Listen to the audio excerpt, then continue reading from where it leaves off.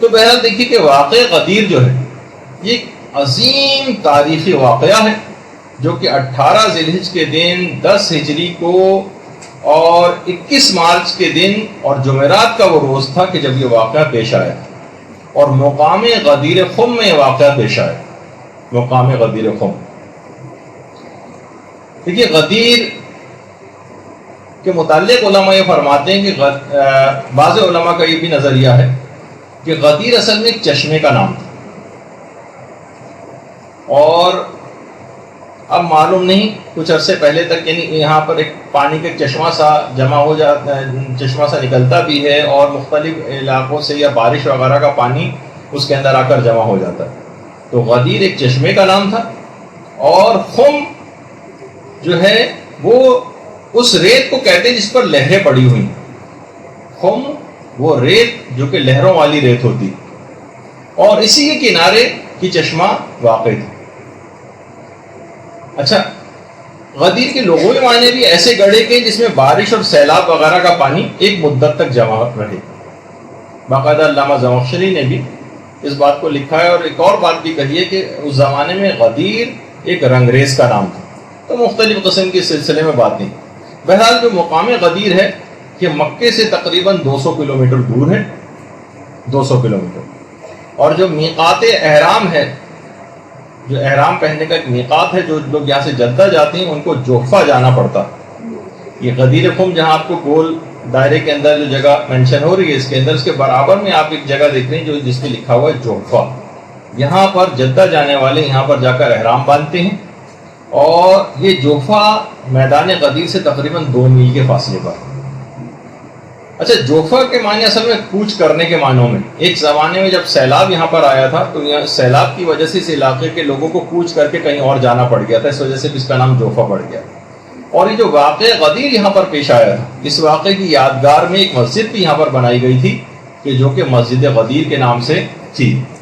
اچھا اس کے بعد پھر اس مسجد کو خلافت ثانیہ کے دور میں منہدم کر دیا گیا, ختم کر دیا گیا تھا اس مسجد کی یادگار کو. لیکن بعد میں امیر المومنین کی خلافت کے زمانے میں اس مسجد غدیر کو دوبارہ تعمیر کیا گیا تھا. اور اس کے بعد حاکم شام کا جب اپنا دور آیا تو اس نے 200 افراد کو بھیج کر اس پیغمبر اسلام کی اس یادگار کو شہید کروا دیا اور یہ مسجد جو ہے وہ پھر زمین بوس ہو گئی. اور آج سے تقریباً 100 سال پہلے تک مسجد غدیر کے مقام پر قائم تھی, موجود تھی, اور لوگوں نے اس کو پھر دوبارہ سے تعمیر کر لیا تھا. مگر وہابیوں کے دوبارہ سے وہاں قابض ہونے کے نتیجے میں اور ان کی تمام کو آثار کو مٹانے کے عقیدے, نظریے اور دشمنی اہل بیت کی وجہ سے اس مسجد کو پھر منہدم کر دیا گیا اور وہاں اس مسجد کے اب کوئی آثار باقی نہیں. اور آج کل بھی اگر کوئی حاجی حضرات وہاں پر جاتے بھی ہیں تو میدان غدیر اور اس طرف جانا وہ ایک ممنوع زیارت ہے, وہاں کسی کو جانے کی قانوناً اجازت نہیں. اچھا ایک بات اس میں اور بتا دی جائے کہ اعلان غدیر کوئی ایک عام حکم نہیں تھا. دیکھیے اس سے پہلے جتنے بھی احکامات ہوتے تھے وہ پیغمبر اسلام یا تو اپنے گھر میں وہ تمام احکامات دیتے تھے یا پھر مسجد نبوی میں پیغمبر وہ تمام احکامات دیا کرتے تھے. یا تو مسجد نبوی میں احکامات ہوتے تھے یا گھر میں پیغمبر سارے احکامات دیتے تھے اور پھر تمام افراد کو ان احکامات کی اطلاع دی جاتی تھی. لیکن یہ عجیب شان کا حامل اعلان تھا جس کے لیے کتنی دور دراز کی جگہ منتخب کی گئی. اور یہی وجہ ہے کہ ہمارے 5ویں امام محمد باقر علیہ السلام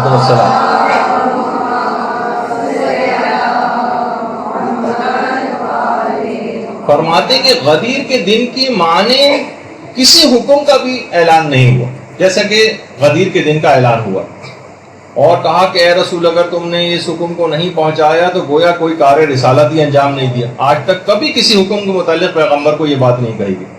کسی حکم کو پہنچانے میں پیغمبر اتنے متفکر نہیں ہوئے, اتنے پریشان نہیں ہوئے جتنا اس حکم کے پہنچانے میں پریشان تھے, کیونکہ پیغمبر اسلام اس بات کو جانتے تھے کہ اگر اس بات کو لوگوں نے قبول نہیں کیا تو امت کے لیے ہلاکت ابدی مقرر ہو جائے گی, جنت میں ان کا داخلہ ناممکن ہو جائے گا.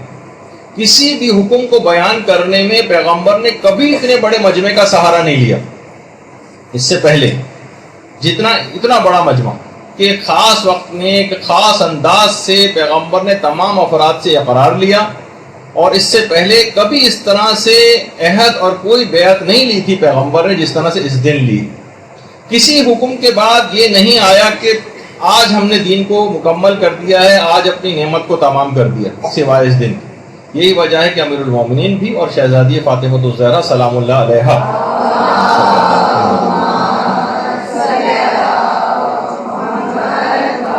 کا باقاعدہ یہ فرمان ہے کہ پیغمبر نے غدیر میں کسی کے لیے کوئی عذر باقی نہیں چھوڑا، کوئی عذر باقی نہیں چھوڑا۔